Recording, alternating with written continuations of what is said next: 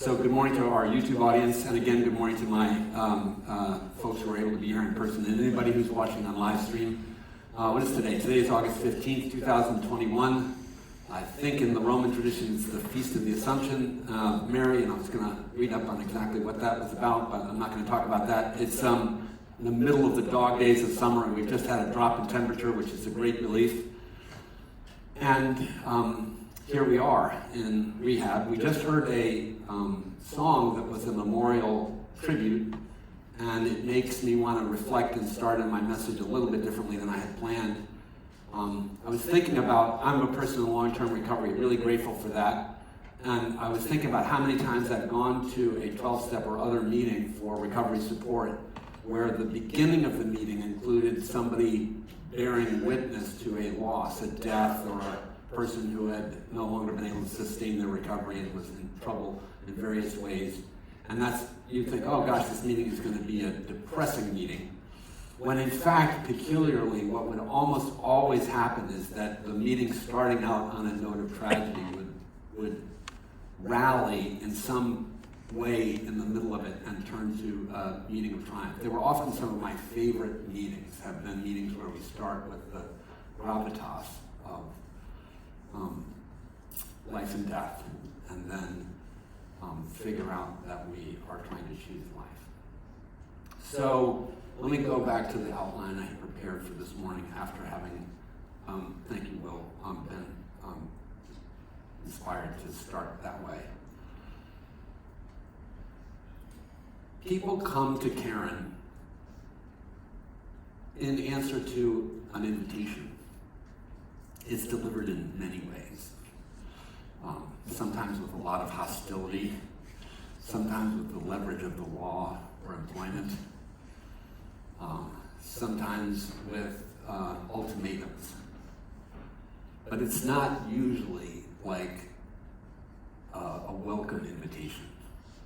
People don't usually think, wow, that sounds awesome. Yeah, I'll go to Warnersville, Pennsylvania. Like, that's great, you know? And in fact, I really, really struggle when I hear people talk about business vacation or whatever. It makes me angry because of the gravitas. And it makes me sad and scared for people who it tells me where they are on this journey if they're thinking about this as time out. And I was thinking about that, and I was thinking about the Amy Winehouse song. Here's a tragic figure in the public eye that we lost.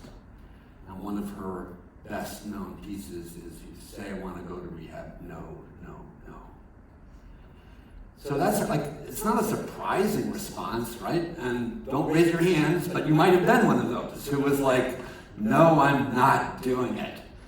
And I have empathy for you about that, because as I said, if somebody told me that they wanted me to go to Warnersville, Pennsylvania for 28 or 31 days, I probably would have said no, no, no myself. It's a tough decision to make, and then when we get here, we are told that one of the purposes of being here has to do with spirituality. And there's going to be a thing called the chapel service, and we're going to educate you about this stuff called the 12 steps. And yes, there are other options, but one of the things we've found with a tremendous amount of experience and exposure is that even in the other options that might be out there, the undercurrents which are expressed through the 12-step movement around spirituality are important. And there's this disconnect, because you're like, I came here for rehab, that's what they said, and that's rehabilitation is what it's short for. And really what I was told I had to come here for was because of how I drink, use, shop, gamble, have sex, whatever it is. There's like a specific set of behaviors, and your job, Caron, is to help me correct that behavior which has been identified as problematic by people in my world, and that's the contract I entered into. It's about the drinking or the not drinking. I remember in my recovery, it's another story. I remember early in my recovery, I had somebody say that the first year is as much about not drinking as the year before was about drinking.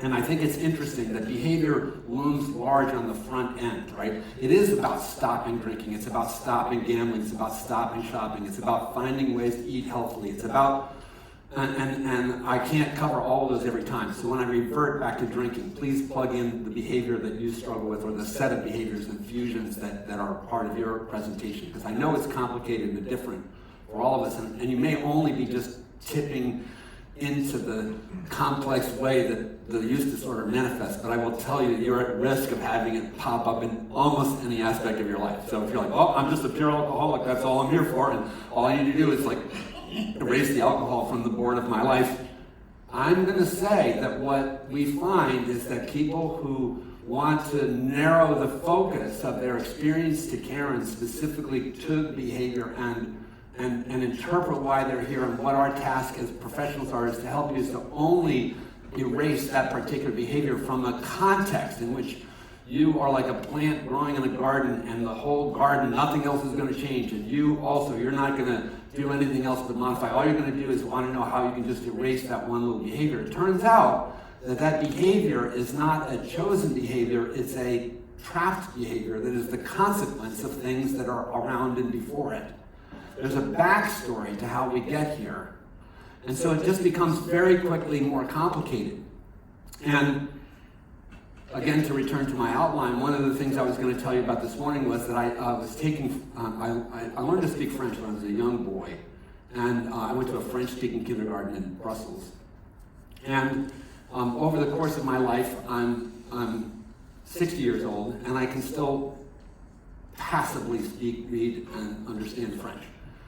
Not because I learned it as a child in kindergarten, but because I have practiced to keep it up. So at a certain period of time in my life, I was actually taking Skype French lessons from an awesome teacher in Quebec. Those of you who know French would be like, oh, don't learn Quebec French. But anyway, her French was beautiful.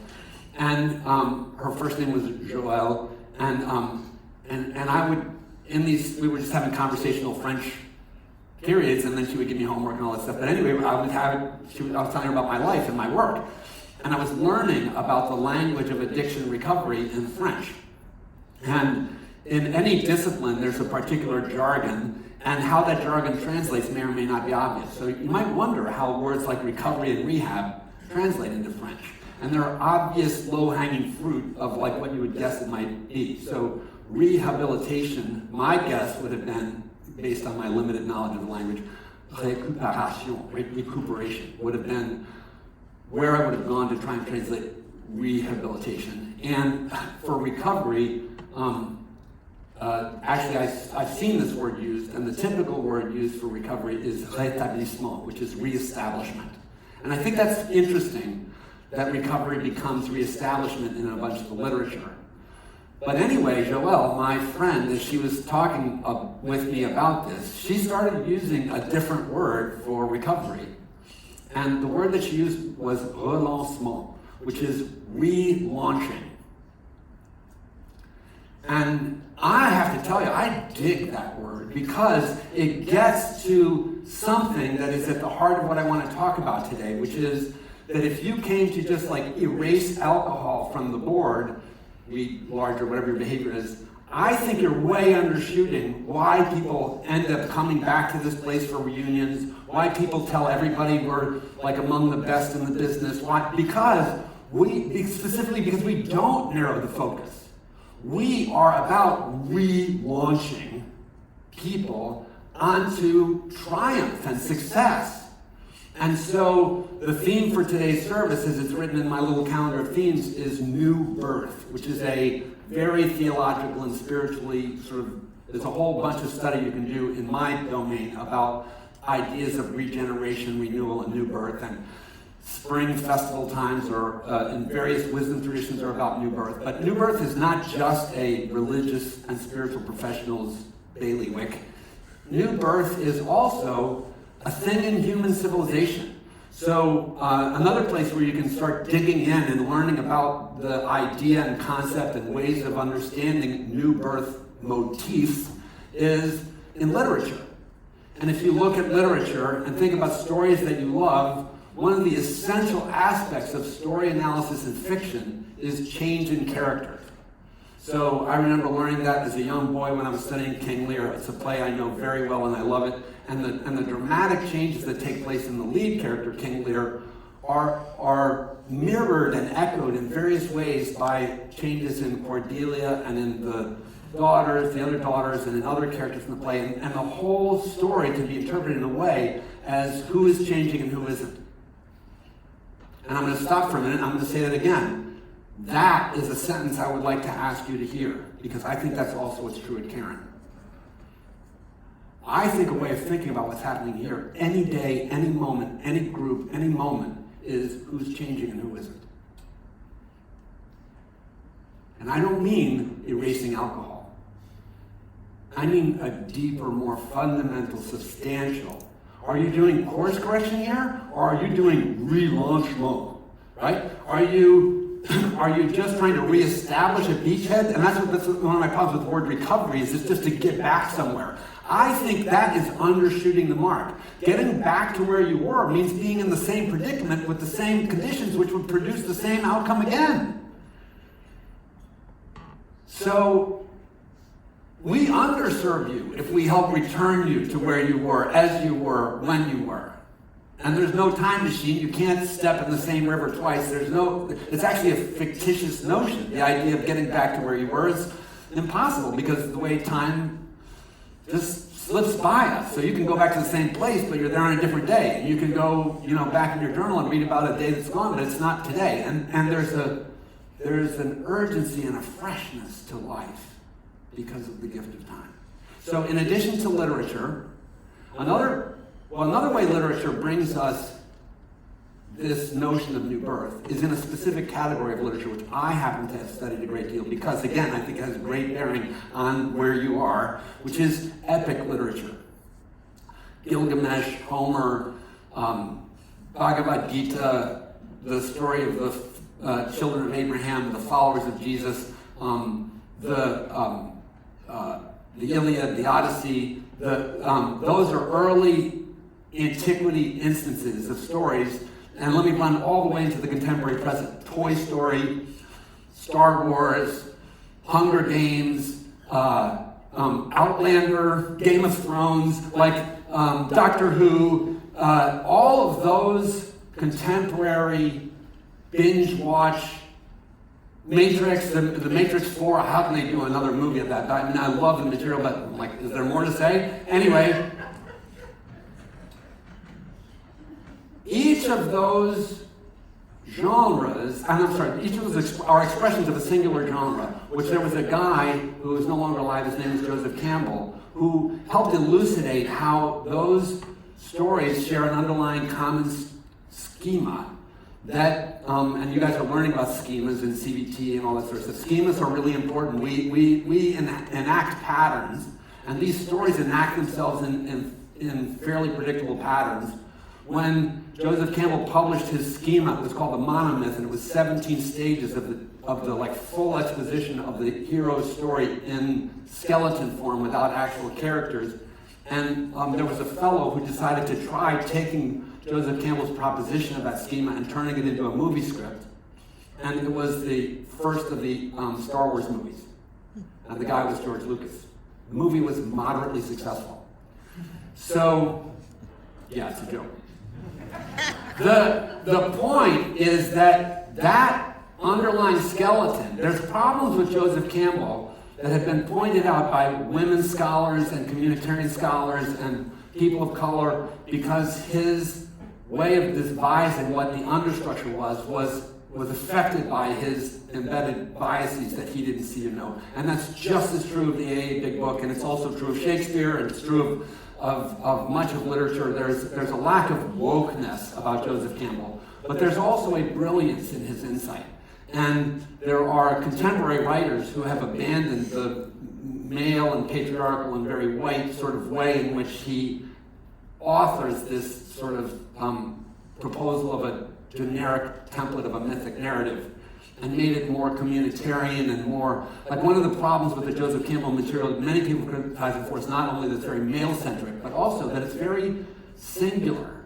And actually, the truth is, most quests are not singular quests. And even he will say that. But it's interesting when you think one of my favorite Quest stories. And why do I talk about Quest? Because I think you are being invited. When we say we want you to go to rehab, we're saying the wrong thing. What we should be saying is we want you to go to a relaunching center where what we're about to invite you to do is embark on a quest in which your whole attitude and outlook on life will change. Your world will transform. You will become a completely different person in many ways to those who have seen you, at least in the recent past.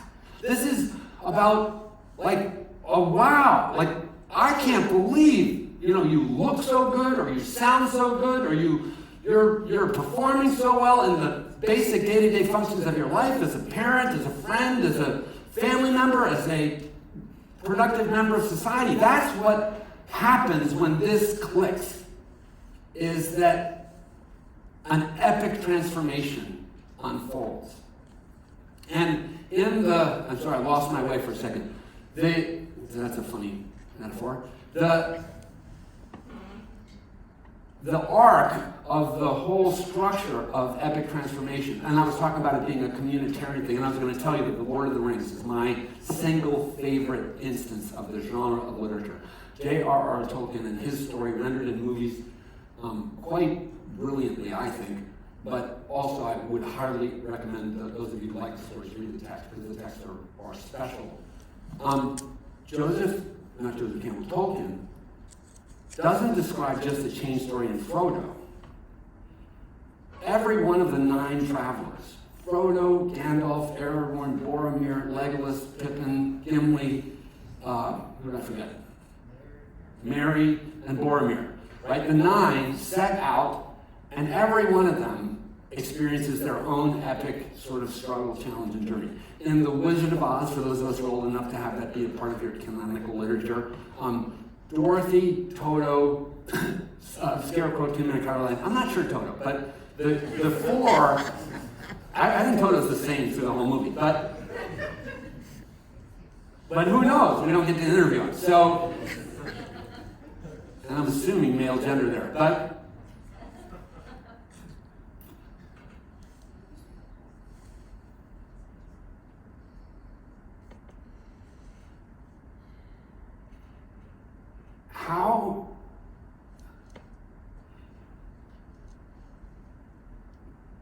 I'm sorry, I'm getting choked up because of where I want to go. What I want to do is I want to say that one of the things that Joseph Campbell elucidates, and if you think about all the materials, so pick one, it almost doesn't matter which one.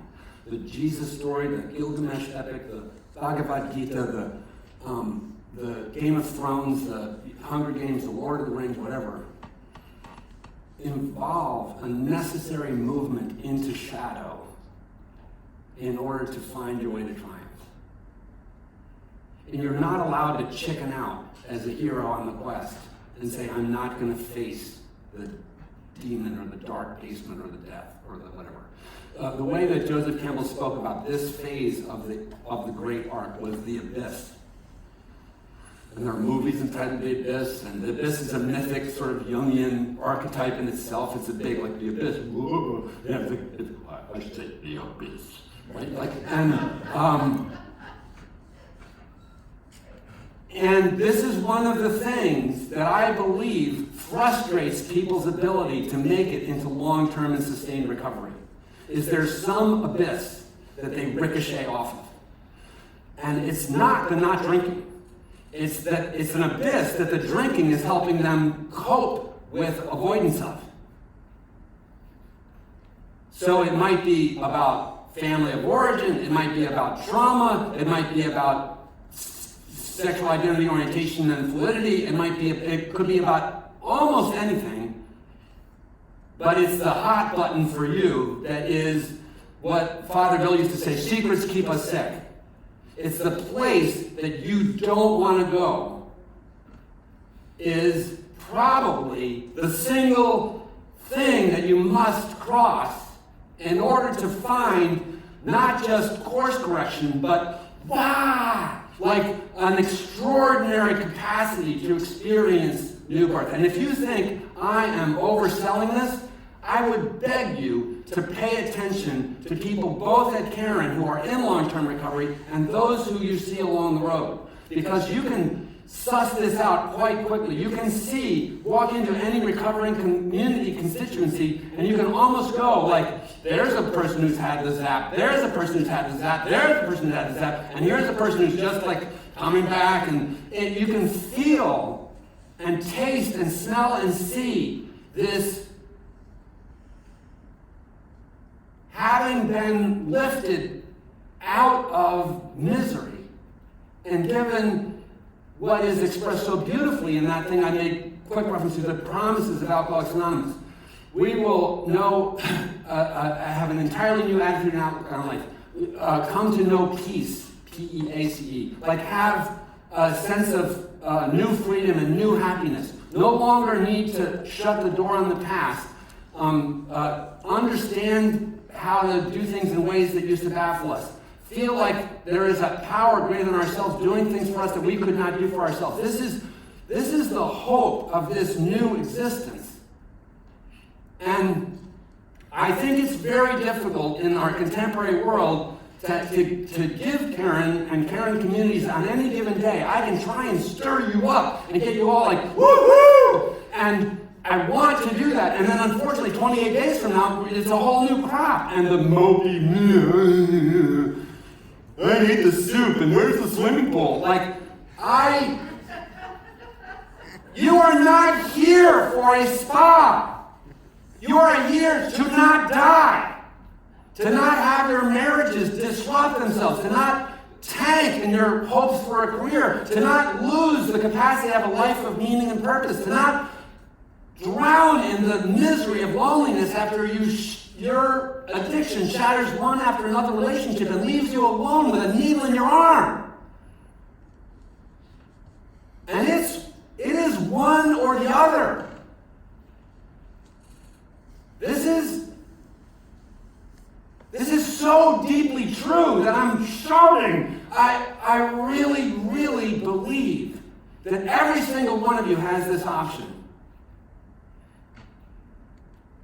And that within your communities, you kind of know where it's already starting to emerge. And it takes time. Nobody flips. Like there is this new birth thing in Christian theory. It's all interesting. Like people get all lost about when does the new birth happen? And it's a good question. When does the new birth happen? I think back on my own recovery, and I can tell you in the first year, I was sort of like clawing my way into recovery and acting as if. And somewhere between years after the end of year 1 and by the time year 3, at year 3, this atheist was like, I think I'm going to go to seminary. And people in my life were like, you're going to what? And I'm like, no, I had experienced a miracle, and I needed to understand what had happened to me. And that's why I went the theological route, was that I was this recipient of a gift I didn't even understand. So you don't have to understand it to receive it. Throw yourself in, don't avoid the abyss, and let yourself believe in the possibility that this is way more than behavior modification. I am excited to invite you on that journey today. Want to go to rehab? Hell yeah! Right? All right. Thank you. Thank you, Mark.